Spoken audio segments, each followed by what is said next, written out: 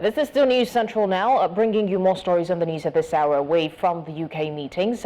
In the west of the continent, Nigeria's President Bola Tinubu has approved the reconstitution of the Nigerian National Petroleum Company Limited, the NNPC board, removing the chairman, Chief Pius Akinyelure, and the Group Chief Executive Officer, Mallam Mele Kyari.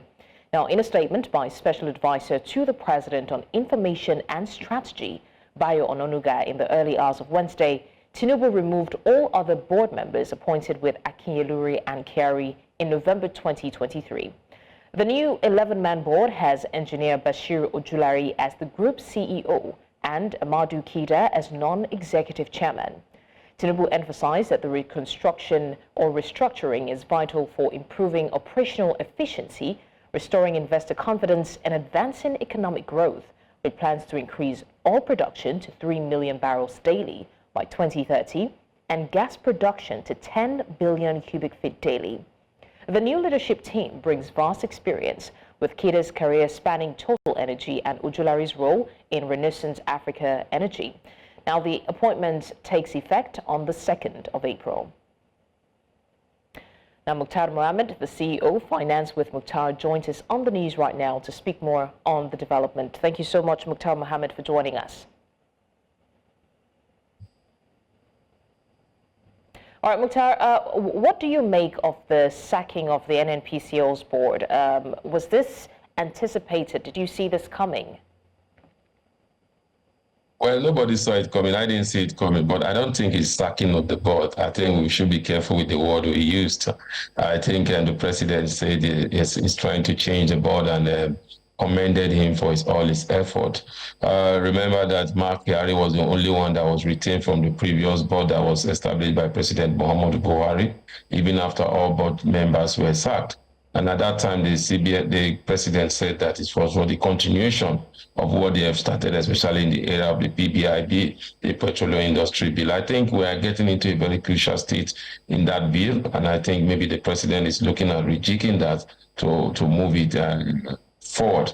You shouldn't forget that the day before now, we got that announcement that even if the statement was later withdrawn by the NNPC, that they are at the final stage of the public offer. So I think maybe the president is looking at taking NNPC to the next level, and I think he needs a fresh hands. Okay, so speaking of next level, and regardless of whatever term we choose to use, what do you think are the potential short-term and long-term implications of such high-level changes in leadership at a major state-owned enterprise like the NNPC? Well, the long-term implication is huge, and the short-term implication is also huge, depending on how we're looking at it. If you are looking at the blood of the Nigerian economy, which is the NNPC, like I said, is the blood of the Nigerian economy, and you are changing leadership at this crucial time, it has a way of affecting foreign investment that wants to come into the country, especially in the oil and gas sector, because you're entering a crucial stage of it. So that is, for me, the short-term and the long-term implication is investors will not be too confident in continuation of policies with any administration in Nigeria, because it feels that such things could just happen arbitrarily, especially when you look at the long term that Kyari have stayed as the group managing director of NNPC, and the processes in trying to take NNPC to become a world oil global players, and also the processes involved and how it has evolved over the years. So it could be a challenge, and are we going to start the processes all over again?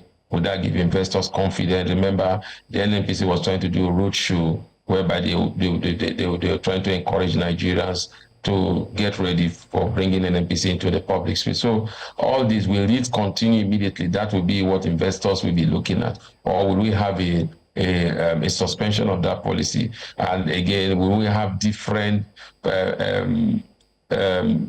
policy from the current administration, which might be different from what Kyari had? And like I said, when you have those kind of change in a sector that is key to your economy, there seems to be a little bit of distortion, and which in turn may affect the overall economy if not handled carefully.